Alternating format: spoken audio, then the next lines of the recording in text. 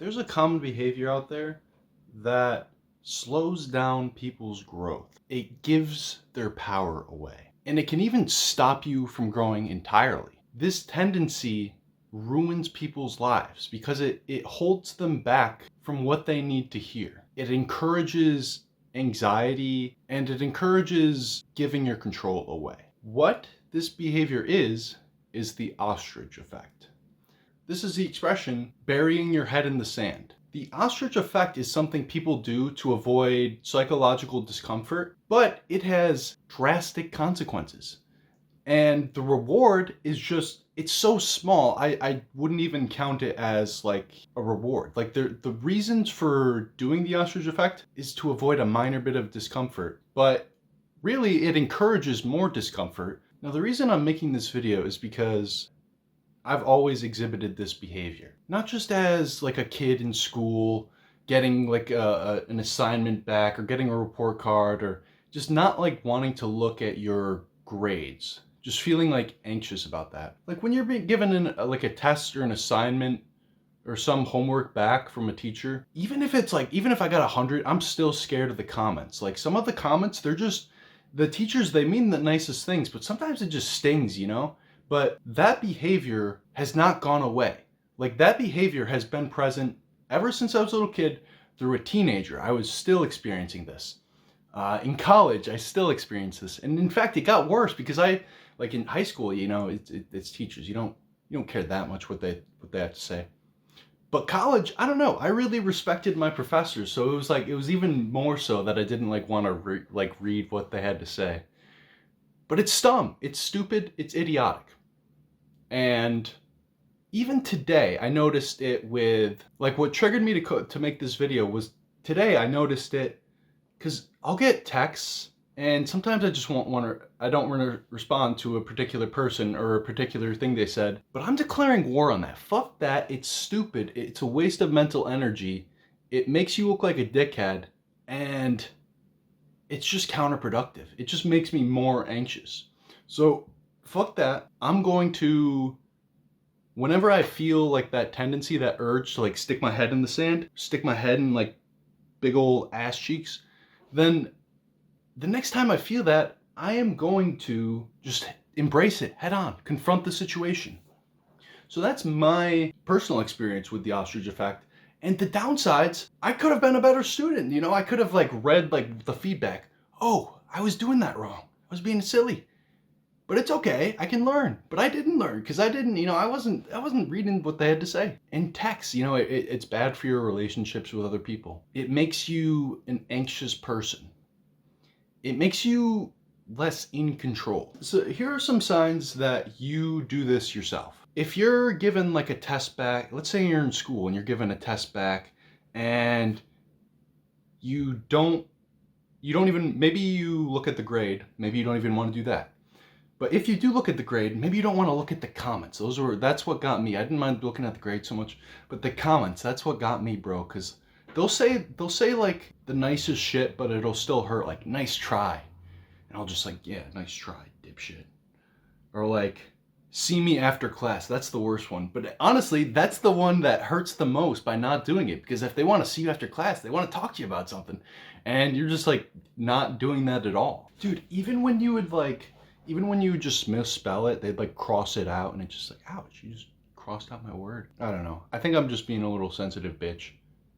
But fuck that. I don't have to be. There's no reason to be. I'm in control. So signs you do this. Do you avoid looking at your bank account? Do you avoid looking at your credit card statements? Do you avoid looking at your loans? Do you avoid looking at the scale? Or tracking your calories and tracking your nutrients and like tracking what you're eating? Do you have like hesitation and discomfort, and do you avoid going to a certain like website or checking your email when you know something's gonna be there? Like here's another example. Comments on YouTube. I'll get like an email and I feel oftentimes I'm just like nervous. I'm like, what if it's a hater, you know? But the math checks out. The math shows that this is a dog shit strategy, so we'll get to that. We'll get to that. So those are the signs you're engaging in the ostrich effect. And I'm going to show you the math as to why this is a dog shit strategy. Before I mathematically prove it to you, let's just think about this. So let's say there could be a good thing that happens or a bad thing that happens. And you don't know which is which, you don't know what happened, so you stick your head in the sand because you're very scared that it could be the bad thing. Well, by avoiding the bad thing, you're not able to deal with it because if it's a bad thing, that's something you probably want to deal with. Good things, they don't need to be dealt with, but you're kind of being a dickhead by not acknowledging the good things. You're being stupid. You're not like it's good for you to appreciate the good things. Gratitude, it's good for you. So that's like the underlying logic. Now let me mathematically prove it with some colors and squares in simple charts. So this is a cost-benefit analysis for the ostrich strategy. I'll see you on the cam. Okay, so here's a table for the cost-benefit analysis of the ostrich strategy.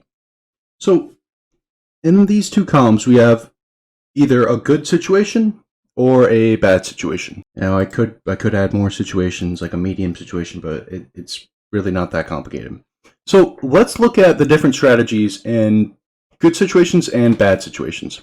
So let's start with the ostrich strategy, I guess. So the ostrich strategy in a good situation, what will that be? So let's say you get a good grade on your test and you get a comment that says, "Nice job, see me after class, I'll suck your dick." Now that would be great, but we're missing that. So that would be a bad thing. I mean, it's not the worst thing in the world, but it's not a good thing. I'm going to say it's a bad thing. So we're going to use this orange color. Now, what about the ostrich strategy? So a bad situation, you get a bad grade on the test, but you don't look at it. Oh, you failed the class and you could have done something about it, but you didn't.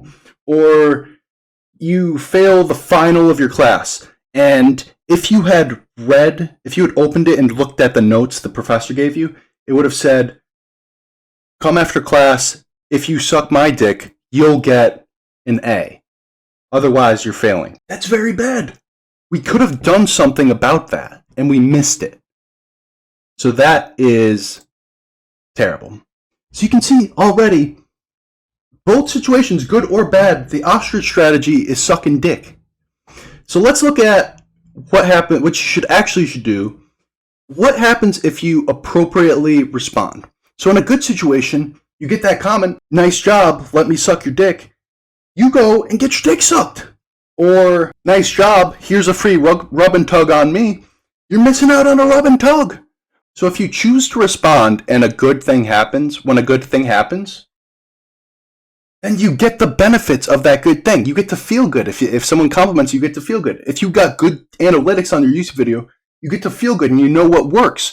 If you go after class, you get sucked. You'll get the soul sucked out of you. And you might not have gotten this if you didn't respond. So this is going to be a bright green square. Okay, now last situation.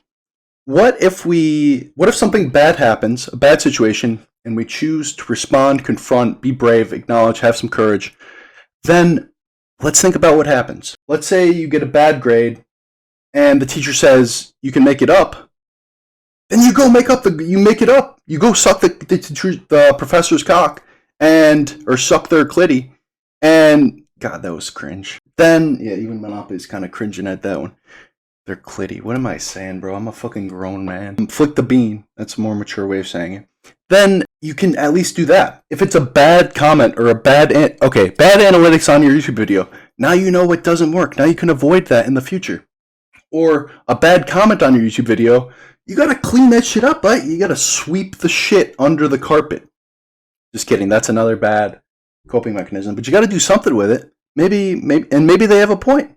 I don't know. So this one, it's yellow because you get to respond and you get to take control back. So you can see these are both moderately good. If we were to assign some numbers to these, this green one would be, let me do it in black. This green one, if we were to assign a number, this green one would be a 10 out of 10. This yellow one would be, I don't know, a 5 because we get to take control and we get to we get to take action. But, you know, it hurts a little bit. There's a little bit of discomfort. The ostrich strategy in a good situation, this is just a dick move. This is like a 3. And then worst case, you're avoiding shit when you need to acknowledge it. That's a 1 out of 10. So if we add these up, the ostrich strategy gets a 4 out of 10. And the responding strategy gets a 15 out of 10. Math checks out, dude. 4 out of 10 versus 15 out of 10. It doesn't take us taking out a calculator, but fuck it, I'll do it anyway. 4 out of 10 is 0.4. 15 out of 10 is 1.5. So you can see it's a much better strategy.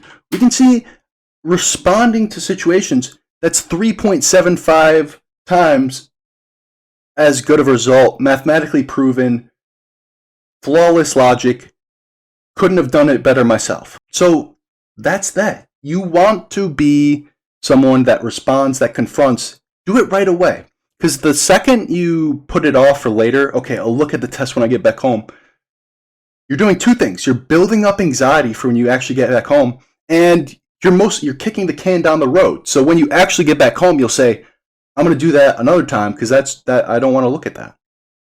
So the ostrich strategy sucks dick, and I don't blame you for doing it because I do it too, but it's a subconscious strategy that we don't consciously employ. So we got to be conscious to get rid of this shit, this negative cognitive bias.